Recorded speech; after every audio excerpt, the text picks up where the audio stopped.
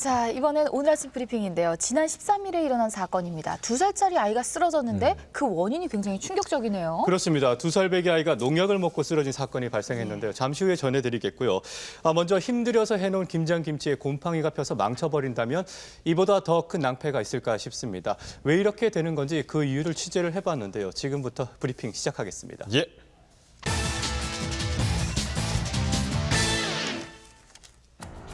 인터넷상에서 주부들의 마음을 철렁하게 만든 한 장의 사진. 이 김치엔 물이 가득한데요.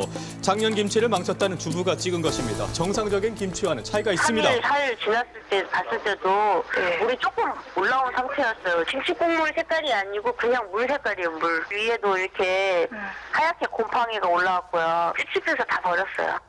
1년 내내 먹을 김장김치를 망쳐버린 건데요. 이유는 뭘까요? 작년에만 처음으로 그게 고춧가루로 하신 거예요. 바로 고춧가루 때문이랍니다. 주부의 마음을 울린 불량 고춧가루. 이런 불량 고춧가루를 생산하는 현장에 적발돼 주부들의 불안은 더 커지고 있습니다.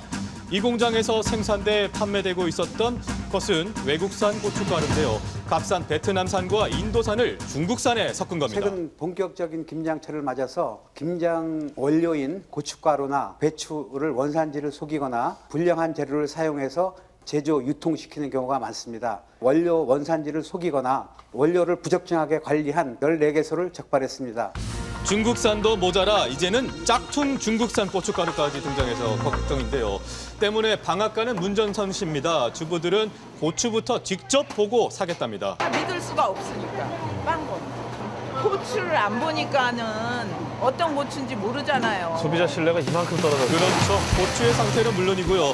고추 가루로 나오는 걸 직접 보고 사야 안심이 된다는데요. 예. 이렇게 손님이 많습니까? 마켓은 하루에 종일 빠면은 300~400건 요즘엔 수입산도 많고 가루로 빠는 거를 보면 뭔지 모르니까. 그렇죠.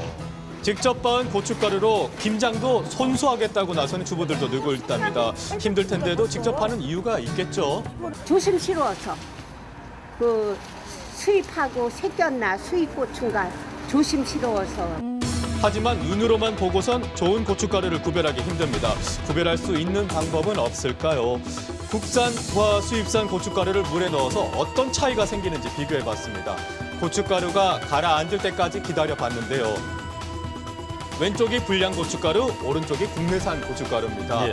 약 1시간 정도 시간이 흐르자 색깔의 차이가 더욱 뚜렷해지는데요. 농도가 다르네요. 이런 차이가 발생하는 걸까요? 외국산은 오면서 이제 유통 기한이 길게 되면 공기랑 접촉되는 시간이 길어지잖아요. 고기를 잡게 되면 이런 색소 성분이라든지 이런 것도 계속 산화되거든요. 산화가 그런 되니까. 영향이 굉장히 있겠죠.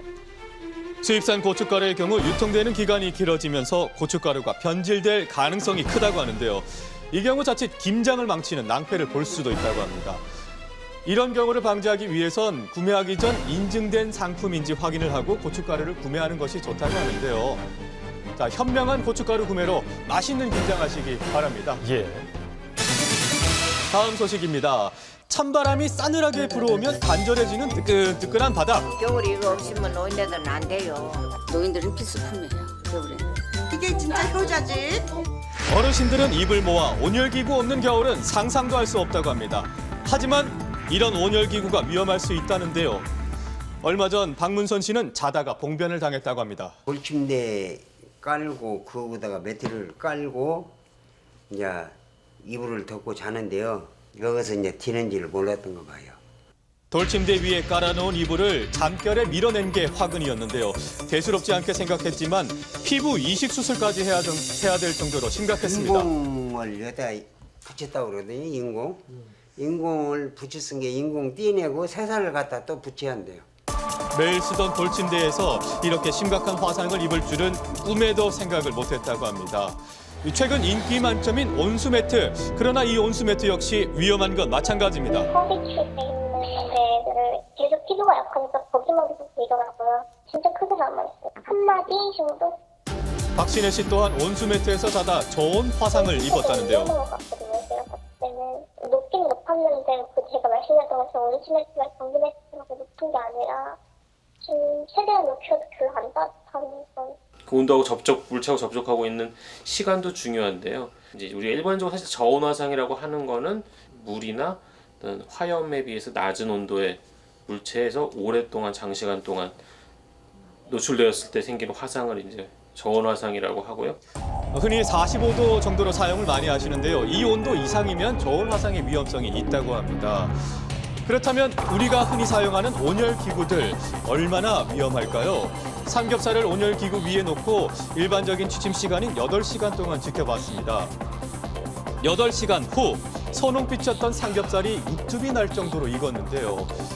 열화상 카메라로 온도를 또 재봤습니다. 각각 48도와 53도로 저온 화상의 위험성은 충분했습니다. 우리 피부라고 생각한다면 끔찍하네요. 그렇죠. 어떻게 해야 이 위험성 피할 수 있을까요?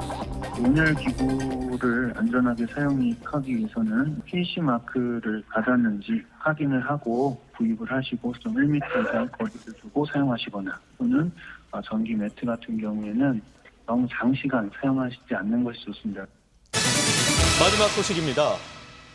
지난 13일 대구에서 2살 배기 아이가 농약을 먹고 쓰러지는 사건이 발생했는데요. 도대체 어떻게 된 사건인지 취재했습니다.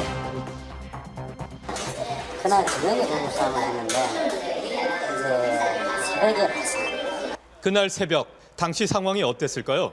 엄마는 계속 그러니까 아기를 안고 울고 그러니까 제가 물어도 계속 울고만 있는 상태였고 갑자기 일어난 상황에 놀란 어머니는 말도 제대로 하지 못했다고 하는데요. 체중은 대부분 안정적이고 체온이 조금 떨어진 상태였습니다. 구토를 한다거나 다른 특별한 증후는 없었고요. 농약을 먹었는데 이상이 없었다고요? 그날 먹일 때 주스에 태워서 먹였어요. 그러니까 좀 희석이 됐겠죠. 만약에 온액을 만약에 그대로 마시겠다 그러면 뭐 어린 애가 그런 죽었겠죠. 생명에 지장은 없었지만 2살 배기 아이인 만큼 위급할 수도 있는 상황. 병원으로 옮겨진 아이의 상태는 어땠을까요? 편했네요. 굉장히 편합니다. 근데 아마 괜찮으니까 사는 말이에요. 뭐 특별한 거 없다고 적혀있긴 한데. 상태가 안정적이라 지금은 퇴원한 상태라는데요. 자세한 이야기를 듣기 위해서 집을 찾아가 봤습니다. 계세요? 집에는 아무도 없는 상황. 주인 없는 유모차만 덩그러니 남아 있었습니다. 혹시 주변에 살고 있던 이웃 주민들은 이 이야기를 알고 있을까요? 뒷집에 며칠 전에 새벽에 앰뷸런스 오고 막 그러지 않았어요? 이 일은 이미 이웃 주민들 사이에 소문이 파다했습니다. 여자가 그 무슨 병이고 우울증이 있어서 그래. 그렇지 않으면 우울증이 되겠어요. 아이에게 농약을 먹인 건 다름 아닌 아이 엄마였답니다. 그냥 정신질환이잖아요. 우울증, 저울증. 평소에도 이렇게 감정 기복이 심했대요. 어떻게 된 일인지 어렵게 예전부터 상담을 해왔던 상담사와 통화를 할 수 있었는데요. 1년에 한두 번 정도 첩보 상담을 한 적이 있죠. 부부 상담이요? 남편분하고 갈등이 좀 있으셨으니까. 남편과의 불화로 부부관계에 갈등이 있었다는 건데요. 거기에 우울증까지 더해져 감정 기복이 심했다는 겁니다. 좀 성분이 독성이 좀 약한 대추제이고 음독 자살하기 위해서 자신도 스스로 목숨을 끊으려고 했다는 겁니다.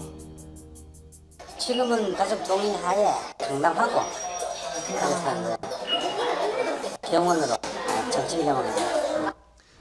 아내는 병원에 입원해 만날 수가 없었는데요. 남편에게서 아내에 대한 이야기를 들을 수가 있었습니다. 우울증이 있으셨습니까? 네, 둘째 가지면서 그게 항우울증으로 계속 한 거예요. 그렇다면 왜 남편은 아내가 아이에게 농약을 먹일 당시 말리지 못했을까요? 일하러 갔다 그 소리 들어가지고 피곤을 해가지고 직장 일하다가 연락 받고 이 일을 저지른 아내가 원망스럽지는 않을까요? 일을 받으면 괜찮은 거예요. 같이 살아야되고 동생 짊어지고 가는 문제고 많이 후회하고 있고요. 이렇게 무서운 산후 우울증, 가족들은 어떻게 대처해야 합니까? 주변 사람들이 신경을 써주시고 스트레스를 줄여주기 위해서 같이 얘기도 많이 나눠주시고 일도 도와주시는 것입니다. 산후 우울증을 이겨내게 하는 힘은 가족의 관심과 사랑일 것입니다. 네, 오늘 아침 브리핑 함께 보셨습니다. 먼저 이 고춧가루 얘기를 좀 해야 될 것 같은데 매년 이 외국산 짝퉁 고춧가루 때문에 우리 고추 농가의 피해가 좀 심각한 것 같습니다. 그렇죠. 이 김장철 때마다 불량 김장 재료 때문에 참 골치 아픈데 올해 농가 피해가 더 심하다면서요? 그렇습니다. 올해 농가에 그 고추 농사가 잘 됐기 때문에 농민들의 시름이 크다고 합니다. 예. 가격이 작년에 비해서 70%도 못 받고 또 추가 급락이 예상되고 있다고 하는데요. 정부가 10년 만에 수매에 나섰다고는 합니다. 자, 김장철 고춧가루 김장 준비하실 때 믿고 먹을 수 있는 우리 고춧가루 사용하시는 건 어떨까 이런 생각도 듭니다. 예. 그나저나 오늘이 아동학대 예방의 날입니다. 지난해 아동학대가 무려 6,400건 정도 있었다고 하는데 그 학대 대부분의 주범이 엄마, 부모였다고 하더라고요. 이번에 뭐 우울증 때문에 이런 일이 있었다고 하더라도 이런 것도 좀 문제가 아닐까 싶고요. 예, 지금 최근에 이제 아동학대나 아니면 동반자살 등을 통해 가지고 자녀를 죽이는 부모들이 늘어나고 있습니다. 예. 그런데 그렇게 비속 사례가 늘어난 데 비해서 지금 존속 사례는 굉장히 엄중하게 처벌을 하지만 비속 사례 같은 경우에는 산후 우울증 등으로 굉장히 형량도 낮은 데다가 다 감형을 시켜주다 보니까 예. 지금 이제 범죄라는 인식 자체가 좀 없는 것이 아닌가 이런 생각들이 드는데요.